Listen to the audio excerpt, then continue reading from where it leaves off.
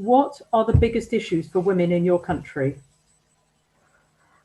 We have been fighting for anti-sexual violence law since about 10 years ago, but it hasn't been legalized yet because our lawmakers believe that sexual violence is a difficult topic to talk about. Anti-sexual violence bill is the current main focus that is persistently being championed by many women organizations in Indonesia. Though it is arguably the biggest issue because each and every region or province in Indonesia has its own problems.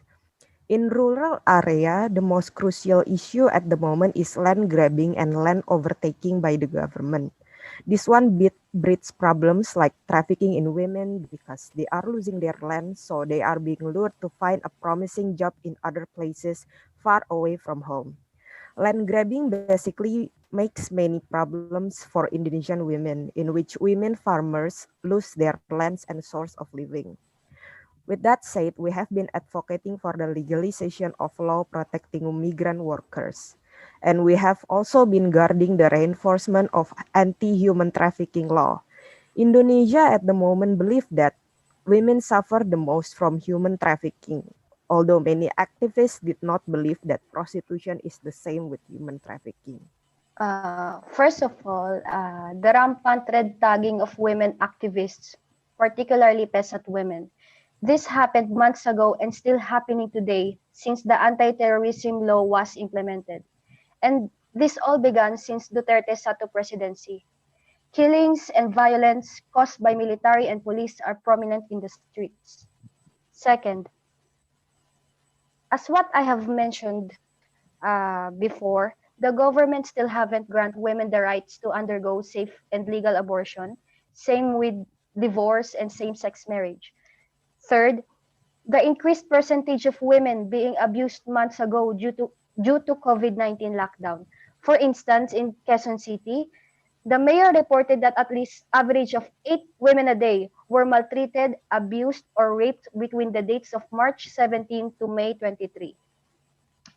Last but not the least, now this information is a confession from an anonymous person who works on a suicide prevention hotlines.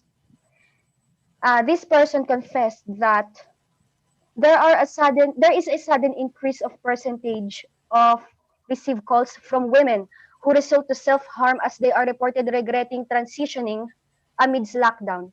Now, this is the biggest one yet for me, as this one is going under the radar. No media coverage, no women organization talking about this. This is so far from the mainstream. I thought that because people here have an easy access to HRTs, to testosterone pills, as it is sold through online stores. They were sold to trans DIY. And since there are no gender clinics here, I say these poor people who needs help has been neglected by the local medical professionals, especially in the psychiatry field.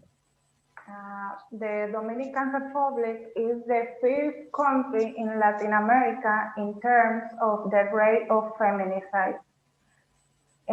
Dominican Republic also ranks fifth in pregnancy of underage among Latin American and Caribbean countries. This year, maternal mortality rose by 27% in the first 6 months. The island is one of the paradises for prostitution. Child marriage is legal. We don't have sex-based law to eradicate violence against women.